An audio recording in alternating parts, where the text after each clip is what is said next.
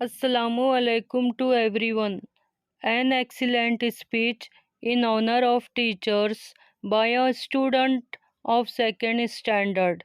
You will be surprised to see that a little girl who is in the standard second but tries to read Urdu by looking at it.